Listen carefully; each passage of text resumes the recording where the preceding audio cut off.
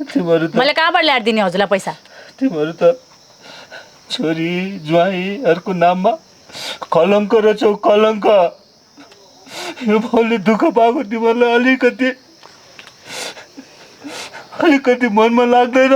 हो, कलङ्क हजुरले नै बनाउनु भएको। पहिला हामीलाई पुल पुलाउनु भयो, हामीलाई नचाहिने बेलामा पैसा दिनुभयो, 15-15 लाख छोरी भनेर राख्नु, त्यो आफैसँग राखेको भए आज यो दिन देख्न पर्थेन। हजुरले दिनुभयो, मैले चलाएँ।